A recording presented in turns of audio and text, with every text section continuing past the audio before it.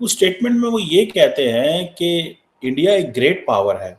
अब जब वो कहते हैं कि हम जब इस वक्त आएंगे मैदान में तो तुम्हें एवरलास्टिंग डैमेज देंगे। Indian Army reportedly carried out a massive drone attack on Alpha independent camps along the border with Myanmar. कि एक मैसेज दिया है हमने दोस्तों, म्यांमार में जाकर हमने अटैक किया। यस, वहां पे उल्फा थे जो वहां पर टेररिस्ट क्रिएट करते हैं और भारत में भेजते हैं।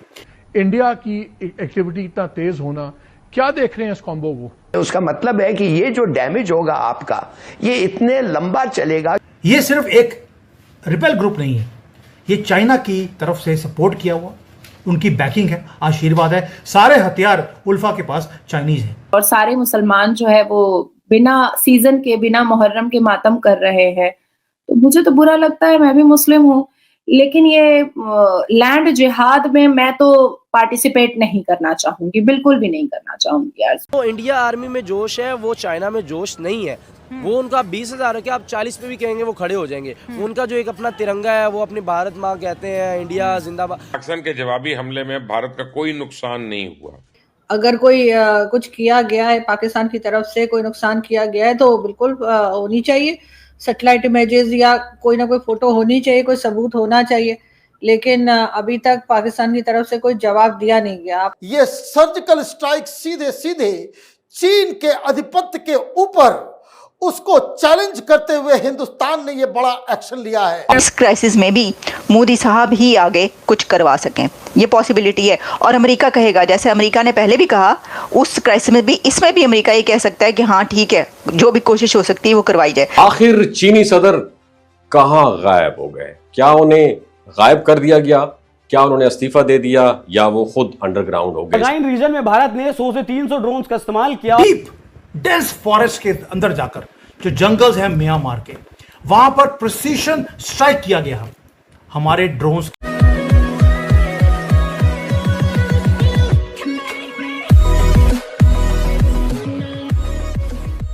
नमस्कार दोस्तों, अब आपको म्यांमार के बारे में पता होगा कि कुछ सालों पहले वहाँ पर एक डेमोक्रेसी थी, लेकिन उसके बाद वहाँ पर सैन्य कू हो गया और अभी जो सिचुएशन है वो ऐसी है कि म्यांमार के अंदर एक आर्मी जो है वो पूरे कंट्री को चलाती है। हालांकि वो कहने के लिए तो कहते हैं कि भाई हम कभी भी डेमोक्रेसी यहाँ पर ला सकते हैं या फिर इस टाइप की बात है, लेकिन हो नहीं रहा है। जो भी हो, लेकिन अब ये जब से ये सैन्य मतलब कि जो सेना ने यहाँ पर जो कू किया था, उसके बाद हुआ ये कि चाइना को यहाँ पर वॉक ओवर मिल गया कि भाई चाइना जिस तरीके से चाहता था उस तरीके से वहाँ पर हो रहा था। तो ऑब्वियसली अब म्यांमार में जाकर तो हम डायरेक्टली कुछ कर नहीं सकते थे, तो वहाँ पर क्या था कि आतंकवादी बनाकर भेजे जाते थे और म्यांमार से इजीली वो इंडिया में आ जाते थे। अब पिछले दिनों आपने सुना होगा कि इंडिया ने कॉपरेशन किया और अच्छे खासे यहाँ पर आतंकी और जिसमें कहा जाता है कि बहुत बड़ा लीडर भी था, उसको ठोक दिया।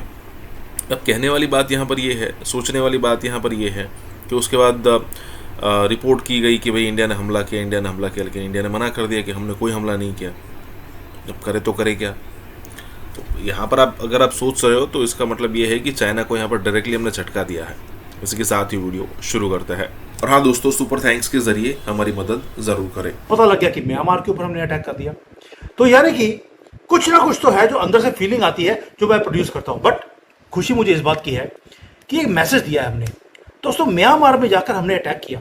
यस, वहाँ पे उल्फा थे जो वहाँ पर टेररिस्ट क्रिएट करते हैं और भारत में भेजते हैं। लेकिन आपने वहां जाकर अटैक कर कुछ तो है जो आपने किया है और मैसेज भेजा है किसी को। ये बहुत इंपॉर्टेंट मैसेज है जो मैं आपके साथ शेयर करने वाला हूं। हु आर दोज प्लेयर्स जिसको मैसेज दे रहे हैं और ये इंपॉर्टेंट क्यों था वहां जाना, ये सारी डिटेल में बात करेंगे और गर्व के साथ भारत माता की जय दोबारा से लिखेंगे। मुझे लगता है सुबह से लेकर अब तक ऑलमोस्ट 10,000 से ज्यादा तो मेरे पास मैसेज आ गए हैं कमेंट्स के अंदर, भारत माता की जय। ये बनता भी है और बार बार होगा अब तो, क्योंकि जुलाई का मैं पहले बोला था आपको कि जुलाई से लेकर अक्टूबर तक मोदी जी रौद्र रूप लेने वाले हैं।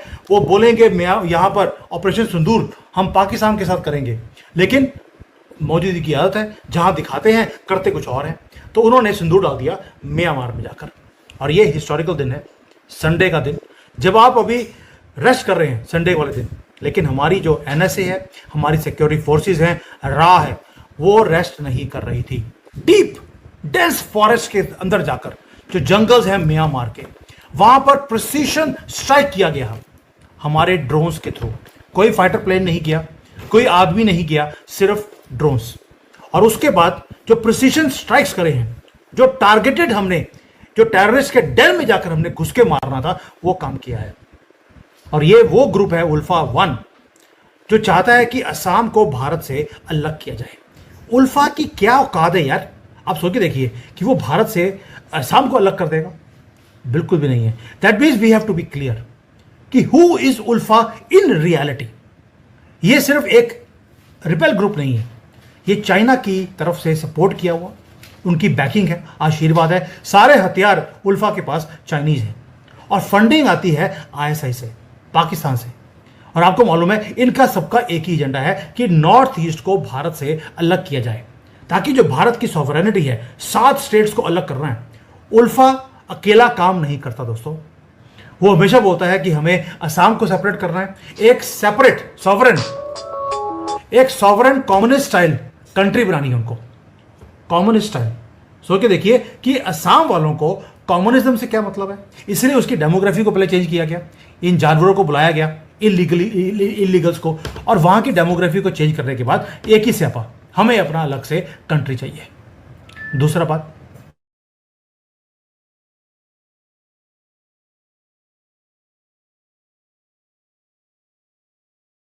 इसलिए अभी उल्फा वाले क्या कर रहे हैं, उल्फा वालों ने पता लग गया कि वो अकेले लड़ नहीं सकते। They have now joined hands with anti India forces. एक तो जो कापलांग फैक्शन है उनके साथ, दूसरा इवन की जो मेतीज हैं मणिपुर के, उनके साथ भी हाथ जोड़ लिया है। अब वेपन्स चाइना के, फंडिंग आईएसआई की, ये चक्कर है जो मैसेजिंग आपने भेजी चाइना को और पाकिस्तान को। We know who is doing it, we know what is your मकसद, अब हम तुम्हें छोड़ने वाले नहीं हैं। बड़ा ही सिंपल है। और आपको मालूम है ये प्रॉब्लम हिस्टोरिकल भी है। म्यांमार को डिवाइड इस तरह से किया गया, असम को इस तरह से डिवाइड किया गया अंग्रेजों की तरफ से, ताकि हम हमेशा लड़ते रहें। कुछ पोर्शन बांग्लादेश में है, कुछ भारत में है और कुछ म्यांमार में है। दोस्तों मैं पहले बोला है, it is time for our boundaries to expand, और ये बाउंड्रीज अब एक्सपैंड होंगी। ऑलरेडी महादेव की तरफ से ऑलरेडी आशीर्वाद है, और अब ये शॉकिंग सर्जिकल स्ट्राइक। उल्फा का जो अपना स्टेटमेंट है, प्रेस रिलीज, उन्होंने भी बोल दिया कि 100 से ज़्यादा इंडियन ड्रोन्स आए, और उन्होंने बोला कि इन्होंने बेशर्मी से आकर हमारे यहाँ पर लोगों के ऊपर अत्याचार किया है, भारत की गवर्नमेंट ने। यानी कि जब ये आके हमारे लोगों, तब अत्याचार नहीं था, तब तो ये दिवाली और होली कर रहे थे या हैप्पी मुहर्रम मना रहे थे हमारे यहाँ पर आकर। और हमारे जो ड्रोन्स हैं उन्होंने क्या किया, वहाँ पर लॉइटरिंग म्यूनिशंस को लेके गए, वहाँ पर प्रिसीजन स्ट्राइक्स किया, एंड जिन को ट्रैक किया हुआ था, यानी कि इंटेलिजेंस की रिपोर्ट हमारे पास थी, कौन कौन से आदमी को हमने एलिमिनेट करना है, एक्यूरेट और एब्सोल्यूट एक्यूरेसी के साथ हमने उनको तबाह किया है। उनका जो टॉप कमांडर है नायक आसोम, वो मारा गया, और भी खबर है कि डजन्स एंड ऑल जो लोग हैं उसके करीबी, वो भी मारे गए हैं। लेकिन पुष्टि नहीं हो सकती, और इस चीज़ों की पुष्टि होती भी नहीं है। अब ये हाइड कहाँ कर रहे हैं, चूहों की तरफ भाग रहे हैं जो बाकी के बच गए हैं, लेकिन उनको भी छोड़ा नहीं जाएगा। ये टेररिस्ट एरिया अब सेफ हेवन नहीं रहा उनके लिए। वैसे ही जैसे पाकिस्तान में, डीप इनसाइड पाकिस्तान 100-100 किलोमीटर अंदर जाकर हमने मदरसों में और मस्जिदों को ढाया वहाँ पर, क्योंकि ढाने का मकसद ये था कि जो जड़ है, जहाँ से ये पैदा होते हैं, वहीं पर ख़त्म किया जाए। दोस्तों भारत ने साइलेंटली काम किया है, और रियल स्ट्रैटेजी क्या है वो बताता हूँ आपको। एक जर्नलिस्ट ने हमारे इंडियन आर्मी वालों को पूछा कि सर ये कोई सर्जिकल स्ट्राइक था क्या, आपने हमें बताया नहीं, क्या ये कोवर्ट ऑपरेशन था, वन टाइम ऑपरेशन था? अब आप जो कोई भी आपको शिपमेंट चाहिए, वो शिपमेंट आप पहले एडवांस पैसे दोगे तब मिलेगा। एक यूके का जहाज खड़ा हुआ था चार्टर्ड, उसको वापस कर दिया। देख रहे हैं आप, स्टाइल देख रहे हैं, भारतीय रिफाइनर्स की स्टाइल देख रहे हैं। साथ में आपके इधर एचपी ने और आईओसी ने, हिंदुस्तान पेट्रोलियम और इंडियन ऑयल कॉरपोरेशन ने रशियन क्रूड ऑयल और भी ज़्यादा खरीदना आरंभ कर दिया।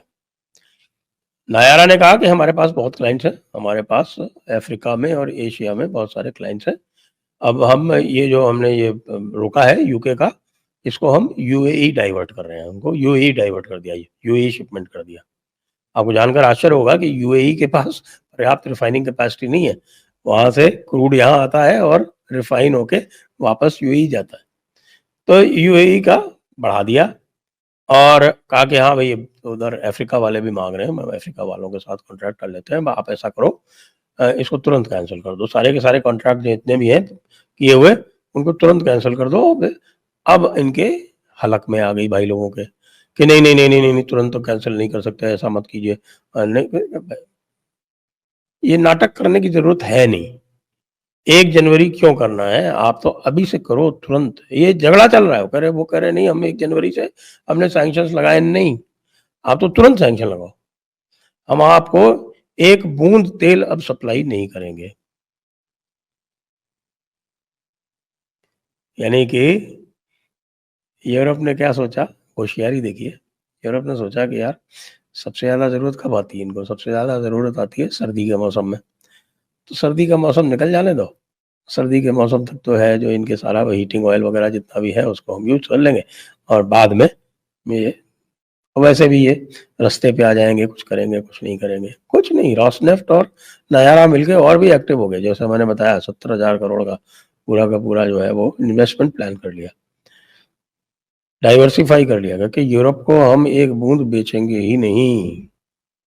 देख रहे हैं ना, देख रहे हो ना विनोद, ये जो नया भारत है ये तो बहुत तेजी से रिएक्ट करता है। अगर उसने ट्रेड करनी है रशिया के साथ तो वो एक खुले दिल से, एक तगड़े जिगरे से वो कहेगा कि मैंने करना है, आपने मेरे ऊपर सैंक्शन लगानी है लगाएं, मैं आपके ऊपर सैंक्शन लगाता हूँ। जाहिर सी बात है, आपको क्या लगता है कि ताली कभी भी एक हाथ से नहीं बजती है, दोनों हाथों से बजती है। आप पंगा लोगे अगले वाला तो दोनों हाथों से लगाएगा, वो दोनों हाथों से इधर उसका ये वाला ही काम होगा। सो मुझे नहीं लगता कि यूरोपियन यूनियन, हमने अभी रिसेंटली आपने देखा होगा कि राजस्थान के अंदर उनके रेयर अर्थ एलिमेंट्स मिले हैं और वो उसको भी यूटिलाइज करने वाले हैं। अब चाइना की धमकियां भी खत्म होने वाली हैं। चाइना जो वेपनाइज बना रहे हैं, हाँ एग्जैक्टली, जो चाइना वेपनाइज करके बैठा हुआ था कि भाई हम इतना एक्सपोर्ट करते हैं इंडिया को, अब हम नहीं करेंगे। तो यहाँ पर मुझे नहीं लगता कि कहते हैं ना कि एक अच्छा दोस्त इंडिया के पास है, दैट इज रशिया। बाकी 1000 दुश्मन भी उसके खड़े होना, उसको पता है मैंने स्टैंड कैसे लेना है, बड़ी इकोनॉमी, हाँ एग्जैक्टली, मैंने स्टेबल कैसे करना है। एलन मस्क बात आया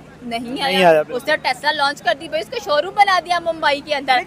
एलन मस्क उसने तो ट्रम्प की दुश्मनी में किया है। आप ये देखिए 2008 से मनमोहन सिंह के दौर से ये डील चल रही थी कि आप एलोन मस्क के साथ कि आप अपनी टेक्नोलॉजी यहाँ पे लेके आए, और फिर 2024 में ट्रम्प के आने के बाद, लेकिन अचानक जब से उसने अमेरिकन वो डेमोक्रेटिक पार्टी बनाई और उसके फौरन बाद टेस्ला आ गया, ये तो मेरे ख्याल में कैच मिला है उसकी डोनाल्ड ट्रम्प की मुखालफत में, इसलिए एलोन मस्क लेके आया। या अमेरिका की या ये इंडिया की सक्सेस है, ये डिप्लोमेटिक सक्सेस। देखिए वो कहते हैं ना कि एक बंदा हो जिसका कुब निकला और वो सीधा ना आ रहा हो, तो आप उसको टांग मारो एट द राइट मोमेंट, उसका कुब भी सीधा हो जाता है। तो इंडिया के साथ बिल्कुल यही हुआ है। इतनी कोशिशें की नरेंद्र मोदी ने, बट एटलीस्ट ट्रम्प ने खुद ही मौका दे दिया कि भाई जाओ तुम मेरी तरफ से फ्री हो और जा करना तुम इंडिया में बैठो, वहाँ की इकोनॉमी बूस्ट करो, वहाँ के लोगों को हेल्प आउट करो, ये सारा कुछ। उसने तो आईफोन को भी बोला था उठाओ इंडस्ट्रीज यहाँ से, वापिस आओ। उन्होंने कहा कि sorry there is a big market, वो बड़ी मछली है, हम उसको नहीं छोड़ सकते हैं, और लेबर सस्ती है और अमेरिका के एग्जैक्टली। आप ये चीजें देखें ना कि जहाँ पर आपको बेनिफिट है वो कौन है, वो इंडिया है। वो यहाँ तो नहीं कहेगा कि भाई ठीक है मैं यहाँ पर अपनी इंडस्ट्री लगाता हूँ, यहाँ पर सारा कुछ करता हूँ। सो आई थिंक सो कि they are working very smart, Indians they are working very smart. West कहता है कि हम स्मार्ट है, लेकिन मुझे लगता है कि दे आर बेवकूफ, द मोस्ट बेवकूफ नेशन मुझे नजर आ रही है right now. But I think so कि एशिया के अंदर India is going great well. कोई बात नहीं, आप लॉन वॉरियर हो, अकेला खड़ा होना सीखो, अकेला खड़ा होना सीख गए तो उसके बाद भाई आपकी मौजे ही मौजे हैं। लास्ट क्वेश्चन ये है कि क्या इंडिया इन सैंक्शंस के अंडर ही सरवाइव करेगा, या इंडिया अपनी डिप्लोमेटिक पॉलिसी से या अपनी डिफेंस पॉलिसी से या अपने औरे से दोबारा अपनी शराइत पे ईयू को और नेटो को लेके आ गया? देखिए नेटो आ जाए और चाहे अमेरिका ट्रम्प आ जाए, चाहे जो मर्जी आ जाए, इंडिया को पता है कि मैंने अभी उसने कहा मैं 500 टैरिफ लगाऊंगा, फिर कहता मैं 100 टैरिफ लगाऊंगा, करते कराते कहाँ गया 500 टैरिफ, कहाँ गया 100 टैरिफ। लेकिन दुख है उस बात पे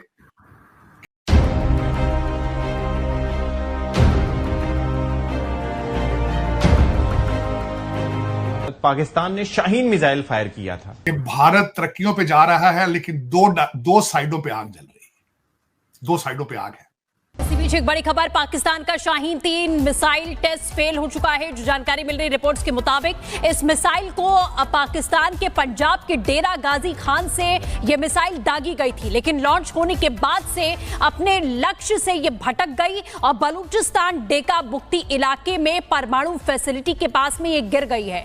पाकिस्तान हार चुका है, पाकिस्तान जल रहा है। कितनी बेहिस्सी है ना ये, फिर बातें करते हैं बड़ी बड़ी। शाम को अपने घर पे मुझे बुलाया, वहाँ पे हमारा डेटा चेक किया, बड़े खुश हुए और कहा कि पाकिस्तान के लिए अब आप मिसाइल बनाएं। मैंने कहा जी मिसाइल मेरी तो फील्ड नहीं है। खबर ये आ रही है कि यूनाइटेड अरब एमिरेट्स जो है, जो कि पाकिस्तान का भी बड़ा करीबी पार्टनर है, लेकिन वो भारत से जो आकाश एयर डिफेंस सिस्टम है वो ले रहा है। आरजू, मैं जो दोनों बांग्लादेश और पाकिस्तान में इस वक्त जो मुश्तरक चीज है, जो सबसे ज्यादा खतरनाक है, दोनों के अंदर रेडिकलाइजेशन अपनी एक्सट्रीम पे जा रही है। हमारे वजीर आजम और ये जितने में ये एक अरब डॉलर के पीछे कभी मोहम्मद बिन सलमान के पैर पकड़ रहे होते हैं, कभी शी जिनपिंग के पैर पकड़ रहे होते हैं। अब ये जो आकाश प्राइम इन्होंने बनाया, जिसका अपग्रेड वर्जन था, ये कहा जा रहा है कि ये जीरो टेम्परेचर से 4,500 मीटर की बुलंदी तक भी एल्टीट्यूड पे भी जा सकता है। परीक्षण शाहीन 3 का फेल हो गया और ये तबाही हो सकती थी अगर न्यूक्लियर फैसिलिटी में जाकर ये मिसाइल टकरा जाती। यकीन जानिए मेरा दिल दुख रहा है बतौर पाकिस्तानी। भारत ने जो 30 किलोवाट का laser based anti drone system उसका सक्सेसफुल ट्रायल कर लिया है।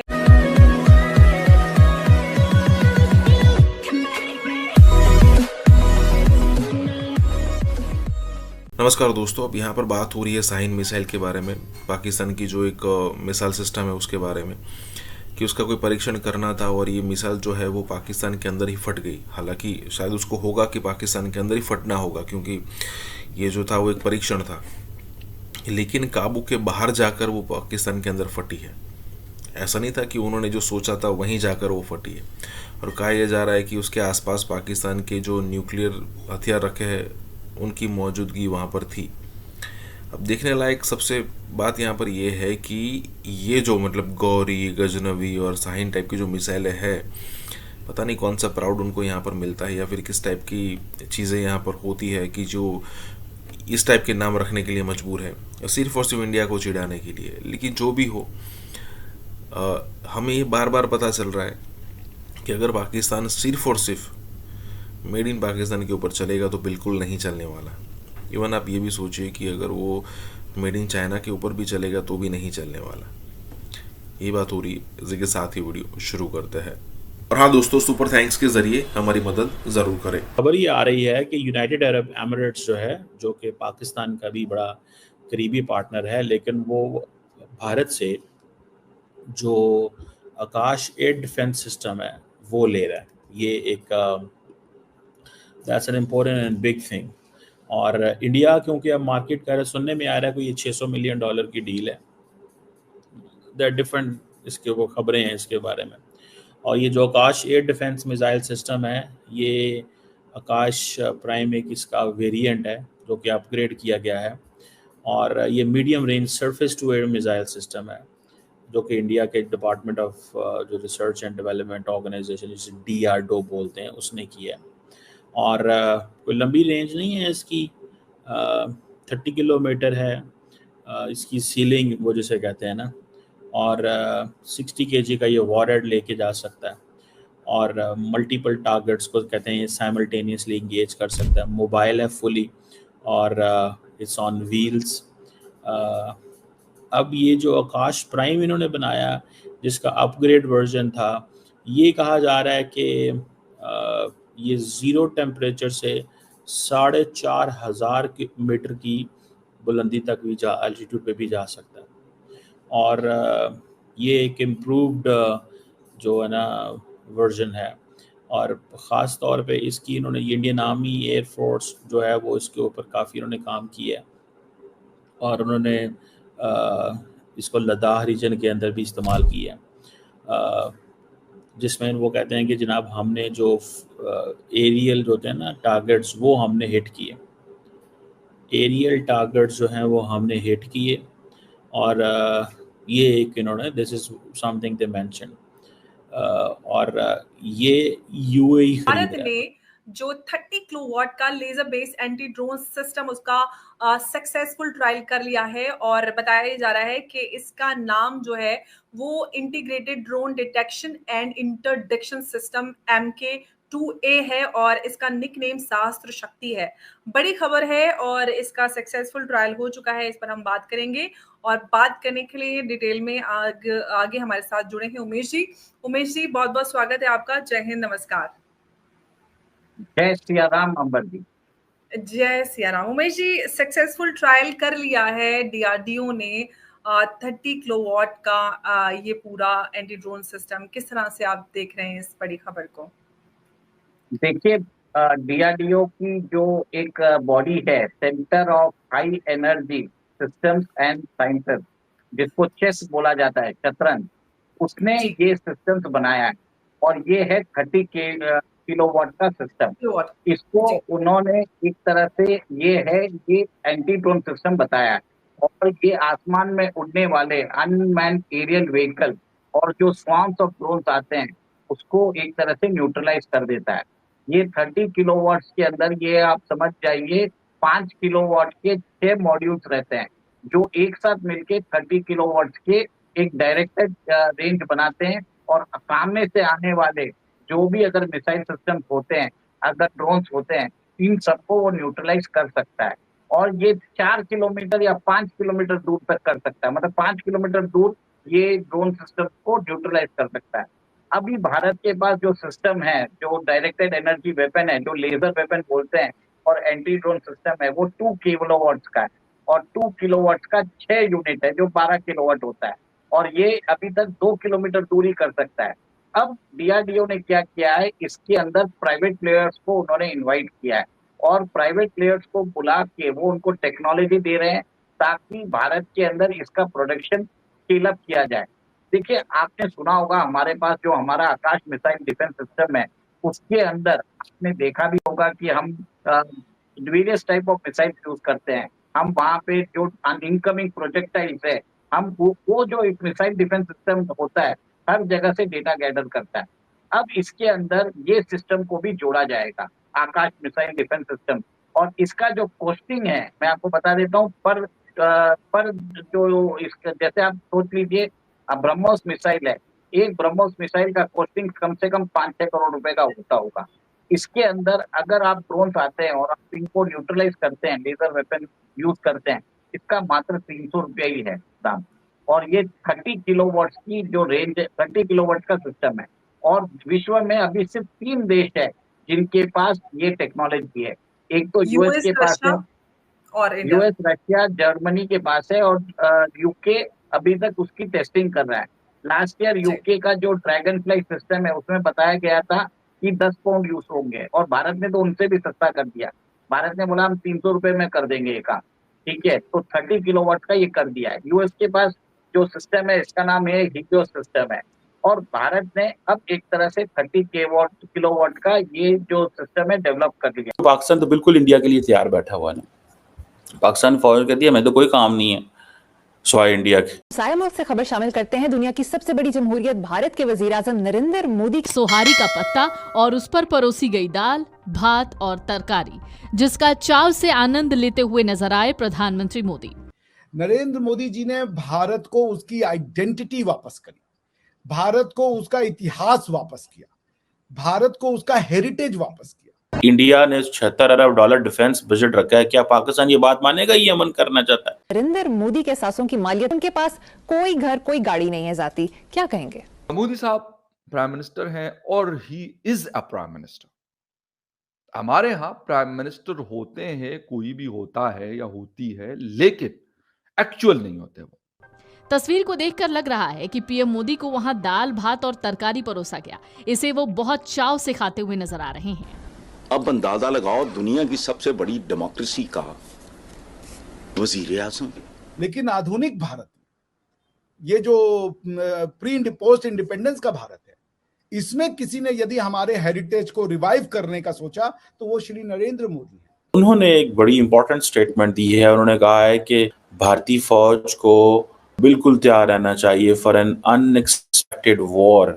बल्कि उनका जो इन्फ्लुएंस है वो अफ्रीका हो, यूरोप हो, अमेरिका हो या मिडिल ईस्ट हो, वहाँ पे पहले भी शायद था, लेकिन इतना ज़्यादा नहीं था। अब बहुत ज़्यादा हो चुका के है। बावजूद हमने देखा कि वो एक बड़े स्ट्रॉन्ग लीडर के तौर पे भारत की तरफ से आगे की तरफ बढ़ते हुए नजर आए। लेकिन अगर ओवरऑल हम बात करते हैं, उनकी इकोनॉमी की बात करते हैं, उनकी सिक्योरिटी की बात करते हैं, उनकी फॉरेन पॉलिसी की बात करते हैं, उसमें उनका कोई मैच ही नहीं है। मोदी जी ने क्रांति लाई भारत में।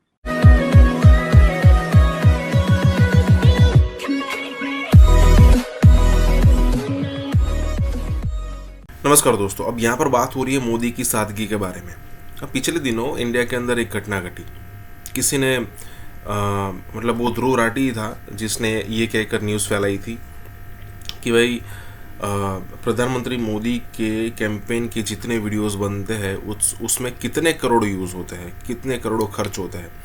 तो उसने पिछले दिनों एक वो योगा वाला एक वीडियो सामने लाया था और उसमें उसने कहा था कि भाई देखिए, इसके अगर योगा वाले वीडियो को देखें तो इतने करोड़ों का खर्च आता है, कुछ थाउजेंड्स करोड़ की बात की थी। उसके बाद आरटीआई फाइल की गई तो आरटीआई में जवाब दिया कि भाई उसका कोई खर्च नहीं होता है। पीएमओ का जो फोटोग्राफर होता है, पीएमओ का जो वीडियोग्राफर होता है, वही उस वीडियो को कैप्चर करता है और वही अपने हिसाब से उसको एडिट करता है और उसको फिर रिलीज़ कर दिया जाता है। लेकिन अब इंडिया का विपक्ष तो मानेगा नहीं। लेकिन यहाँ पर बात हो रही है प्रधानमंत्री मोदी के सादगी के बारे में, जो कि पाकिस्तानी मीडिया में डिस्कशन हो रहा है, वो तो डेफिनेटली चेकआउट करना चाहिए। इसी के साथ ही वीडियो शुरू करते हैं। और हाँ दोस्तों, सुपर थैंक्स के जरिए हमारी मदद करना ना भूलें। मोदी जी ने क्रांति लाई। भारत प्रधानमंत्री मोदी के अनगिनत प्रशंसकों में से एक हूँ, क्योंकि मुझे नहीं लगता कि मोदी जी ने कोई प्रोजेक्ट शुरू किया था सिर्फ, या कोई जो गवर्नमेंट्स की नॉर्मल स्कीम्स होती हैं। मोदी जी ने क्रांति लाई भारत में। और जब मैं मोदी जी की क्रांति की बात कर रहा हूं, मैं किसी और सरकारों की बुराई या कमियां नहीं बता रहा हूं, मैं अपनी दृष्टि से देखता हूं। जब से मुझे पॉलिटिक्स समझ में आई, मैं आज 42 साल का हूं, तो जब मैं 33 साल का था तो ये प्रधानमंत्री बने होंगे श्री नरेंद्र मोदी जी। लेकिन नरेंद्र मोदी जी ने भारत को दो चीजें दी। एक तो मैं ये मानता हूं कि freedom of speech and expression Bharat को देने का काम नरेंद्र मोदी जी ने किया।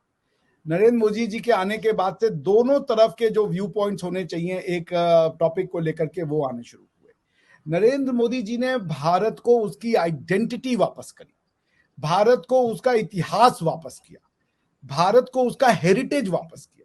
नरेंद्र मोदी जी ने ये एक बात, ये जो राइट और लेफ्ट और centre to right, centre to left वाला जो कॉन्सेप्ट था कि जो राइट विंगर होता है वो एंटी ह्यूमैनिटी होता है, वो एंटी विमेन होता है, वो एंटी सोशल क्या कह ले, वो एंटी प्रोग्रेसिव होता है। हमारे यहाँ पे जो लेफ्ट है, यानी कि हिंदुत्व की जो फिलॉसफी, वो बेसिकली लेफ्टिस्ट है।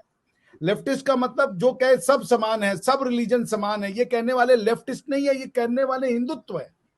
हिंदुत्व जो है वो सही में, अगर लेफ्ट की पॉलिसी है कि लेफ्ट का ये क्लेम है कि हम कहते हैं सब रिलीजन एक है, तो ये कौन कहता है? ये कहने वाला तो भारत है ना। भारत कहता है एकम सद बहुधा विप्राह वदंती, सर्वे संतु निरामया सर्वे संतु सुखिनः। तो ये तो भारत कह रहा है ना, तो हम लेफ्टिस्ट हो गए। तो मोदी जी इस थ्योरी को मानने वाले, मोदी जी हार्डकोर लेफ्टिस्ट हो गए।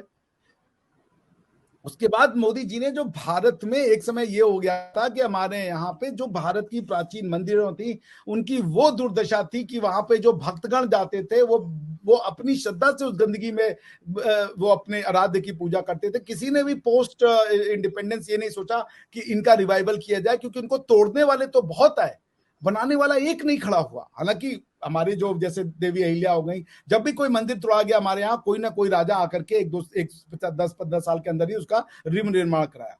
लेकिन आधुनिक भारत, ये जो प्री पोस्ट इंडिपेंडेंस का भारत है, इसमें किसी ने यदि हमारे हेरिटेज को रिवाइव करने का सोचा तो वो श्री नरेंद्र मोदी है। क्यों हम अपने मंदिरों को रिवाइव ना करें? क्या मंदिर होना अपने आप में अपराध है? क्या मंदिरों में जाने वाले लोग अपराधी हैं? मंदिर में आस्था रखने वाला लोग वो अपराधी हैं? तो अगर कोई मंदिर का जीर्णोद्धार कर रहा है, तो अगर भारत की गवर्नमेंट नहीं करेगी तो कौन करेगी? गवर्नमेंट का काम क्या होता है? गवर्नमेंट का काम खाली नौकरी देना होता है। गवर्नमेंट का काम खाली वेलफेयर स्टेट में, तुम वेलफेयर किस चीज की करोगे? अगर तुम हमको हमारी हिस्ट्री नहीं प्रोटेक्ट कर सकते, हमारा हेरिटेज नहीं प्रोटेक्ट कर सकते, तो फिर आप जो है, आपको क्या काम है? भाई गवर्नमेंट इसीलिए बनाई गई है। जर्मनी की गवर्नमेंट का काम है कि वो जर्मन सिर्फ नौकरी और इकोनॉमिक्स को ना देखे, वो जर्मन हिस्ट्री और जर्मन हेरिटेज को भी प्रोटेक्ट करे। पाकिस्तान की गवर्नमेंट का भी काम है कि वो पाकिस्तान की हेरिटेज और उसको भी प्रोटेक्ट करे, बिकॉज हम तो नॉर्मल आदमी हैं, हम तो डे टू डे नौकरी करते हैं, हम कहां से अपनी हेरिटेज को प्रोटेक्ट कर पाएंगे। मोदी जी ने भारत के हेरिटेज को न सिर्फ प्रोटेक्ट किया, रिवाइव किया, ग्लोरीफाई किया। हमें गर्व होता है अपने, हमारे पूर्वज ने मंदिर बनाए तो हम उस पर शर्मा जाएं? क्यों शर्माए हम? क्योंकि इन मंदिरों में सिर्फ पूजा पाठ नहीं किया, जैसा कि हमको इन लोगों ने सिखा दिया। इन मंदिरों से ऋषि मुनि निकले हैं और ऋषि मुनि का नाम है साइंटिस्ट। आप हमें बताइए ही नहीं जो कि भाई और क्या होता है। भाई देवी, जैसे आप पढ़ ले, मैथमेटिशियन थे बहुत बड़े, जो जिनके ऊपर मूवी आई थी, एन रामानुजन साहब। मोदी साहब प्राइम मिनिस्टर हैं और he is a prime minister. हमारे यहाँ प्राइम मिनिस्टर होते हैं, कोई भी होता है या होती है, लेकिन एक्चुअल नहीं होते वो। वहां पे कोई और होता है, उधर उधर कोई और बताता है कि आपने ये करना है और ये नहीं करना। हमें ये चीज नहीं पसंद नहीं होगी, ये पसंद है यही होगी, बेशक वो फायदे में है या नुकसान में। इसी वजह से वो लोग जाकर वो G20 में है, वो G7 में है, वो पता नहीं कहां कहां पर है, वो क्वाड में है। उनकी इकोनॉमी आगे बढ़ रही है, उनकी लोगों की जिंदगियों में बेहतरी आ रही है। और ये कोई एक दिन की बात नहीं है कि अगर कोई ये समझता है कि इंडिया ने कोई चुटकी बजा दिया, बटन प्रेस कर दिया या ऑन ऑफ कर दिया तो उससे सारा कुछ सेट हो गया। आई मीन टू से कि उन्होंने ग्रेजुअली इस पे काम किया। मतलब ये कि अगर हम भी कर लें, तरीके से कर लें और पॉलिटिकल लोग ये काम करें, ना कि कोई और करे। जो बाकी लोग हैं उनका अपना काम है बॉर्डर्स को आजकल या सिक्योरिटी के हमें बहुत सारे प्रॉब्लम्स चल रही हैं, उसको सिर्फ देखें तो शायद उससे हम गालिबन बढ़ सकते हैं आगे। फिर हमारे ऊपर भी हो सकता है इंडिया का कोई प्रोग्राम करे कि नहीं जी, पाकिस्तान की ये वाली चीज जो है ना उन्होंने अच्छी की, इसलिए इनकी इकोनॉमी अच्छी हो गई, पॉलिटिकल स्टेबिलिटी है, लोग ट्रस्ट करते हैं, वहां पर लोग आते हैं, खुश होते हैं, वहां इन्वेस्टमेंट करना चाहते हैं।